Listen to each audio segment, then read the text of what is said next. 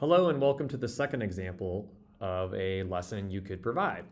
Let's say my instructional strategy for this week is having my students put together a speech, and they're going to have to either argue or inform or whatever I choose to do. But like most kids across America, my kids are very nervous about the idea of doing something in front of their peers. So there are many skills that I could work on with oral presentation, but for this particular class, I want to jump to number 6. So again, I want to give you a feel for the prep time and the process. So I look at it and say, addressing the common challenges of speaker anxiety ties into Colorado essential skill self-awareness and personal responsibility, as well as some CASEL standards. And I see there's 3 options. I read through them. One's about a YouTube presentation, one's about skills and strategies from the University of Pittsburgh, Department of Communications. But I'm gravitating towards option number 1. Ask students to complete a form that approximates their level of anxiousness. The form should include strategies and tips for addressing the feelings of anxiety, and then we're going to want them to write at least one strategy and explain why they'll be effective. And this refers to some resources, and I'm going to go scout out those resources, and then I will teach the lesson. If I go to page 84 and 86, here's what they're filling out. Okay, it looks like it's a Likert scale. They have some questions. These questions come from the University of Florida, so it sounds like they're well validated. Oh, that's a good fact. 72% of the population harbors a substantial fear towards public speaking. That should make them feel more normalized. And it looks like once they're done with the self-assessment analysis, there's some instructions about how this is a very common issue. Okay, and you want to see how they develop over time. Does their anxiety get better or worse once they've practiced with some strategies? There's the strategies. Okay, before the speech and the day of. So I've got a good feel for how this will go, and now we'll turn to how it might look. As a follow-up to what we just looked at regarding oral presentations, I'm going to try and work with my students today to alleviate some of their anxiety by giving them a way to measure it, a way to track it over time, and some strategies on how to improve it. So I think this is definitely worth our time, a skill that is really required for any job, whether you're a plumber talking to a customer or a high-level attorney talking to a client. So in order to create time for this, I'm going to want it to go anywhere from 6 to 10 minutes. And so I think that's easily achievable by taking some of their work time they would have had up front to start writing this speech and devoting it towards this. I think that'll, in the end, save them time and a lot of worries and frustration. So it might look a little something like this. Okay, friends, I can tell by the look on your faces how excited you are to deliver a speech. You may all thank me. But in honesty, what I want you to realize is this is a really critical skill. Yeah, we're working with knowledge in our class today, and yes, I need to know you understand it, but really what I want to drive at is this. I can't think of a job right now in your extracurricular activities, whether you be a cheer captain, a band section leader, whatever it is that you like to do, where you don't talk to people. And I know I can't think of a career or a job where you'll earn your living where it's not important to be able to present well, or at the very least, communicate your thoughts well. So when someone needs to understand what you're trying to do, or even more so, what you would like to do, right? Because it's new and novel. How do you get those points across? So if you are nervous about giving a speech, even though you understand it's important, I get it.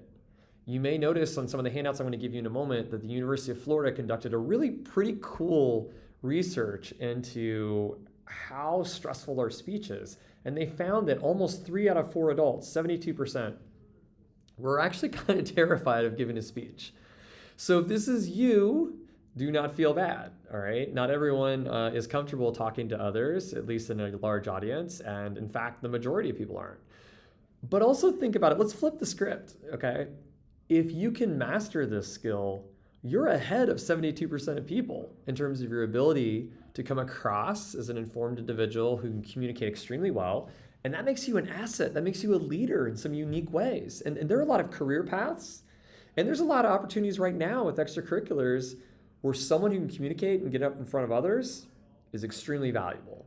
So this is no longer about our assignment in our class. This is about building you as a leader for now and a leader in the future, okay? And we're gonna tackle something that's hard, but most people are scared to tackle it. So if we can do this well, we're ahead of the game. All right. But if it is hard for you to do, don't feel bad for a second, because it's hard for most people to do. I'm going to give you in just a moment a handout piece of paper. That's a survey that the University of Florida used. Remember how I said they talked to adults and wanted to see where they're at? Well, it's also going to be very effective for you. And so you're going to fill it out, and it's just for you. You don't need to put your name on it. It's personal information. You're going to hold on to it, though. I don't want you to throw it away. I don't want you to ditch it. So if you're worried about someone discovering it, just don't put your name on it. And you're going to fill out this survey, and I want you to be honest. And it's going to ask you to agree or disagree with the questions. You can go as far as strongly agree, strongly disagree, or there's something in the middle, like maybe sometimes. And I just want you to write down what you actually think and feel. We're gonna then, after we record those results, we're gonna get a second piece of paper that has strategies, okay? Strategies we can use regarding how we prepare ourselves before a speech is going to take place, and how we build confidence and create some familiarity to talking in front of others. And they're everything ranging from talking in front of a mirror to only giving sections of a speech to maybe like 2 friends and then 4 friends and then 8 friends until you get more and more comfortable. There's lots and lots of good strategies that we're going to pull from. And so you're going to practice these, and I'm going to give you a chance to practice these in class. And if you like some of these strategies, practice them at home too. And after enough time has gone by, I'm going to have you retake that survey, and I'm curious to see if you're a little better, if you're a little more comfortable, okay? And long after this assignment's over, I would consider strongly holding on to those strategies as well as that survey, because man, would it be awesome to see how you develop over the next few years if you keep using these strategies, because you're going to have a lot more speeches in school, and then you're going to have presentations in your job that really matter, right? So this is something, if you want to work on from here on out, good for you. That is not a waste of your time. Okay, so please fill out the survey, and while you're doing that, I'm going to come around with the list of strategies, all right? I need you to pick at least one. I encourage you to pick more than one, but I need you to pick at least one, because with the second handout, you're going to answer some questions and predict how this is going to go for you and write some thoughts down. And so you need to have at least one strategy for that to happen. I think anything more than 3 is too much, but somewhere from 1 to 3 would be perfect. You decide. If you're really nervous, maybe you try multiple strategies. If you're only a little bit nervous, maybe you try one. That might be a good way to do it. So we're going to work through the process, and then we're going to keep checking in, and we're going to do a couple more activities over this week, not just this form, survey, and strategies, a couple other things that we can do to try and alleviate speaker anxiety, because like I said, this is about building you as a leader.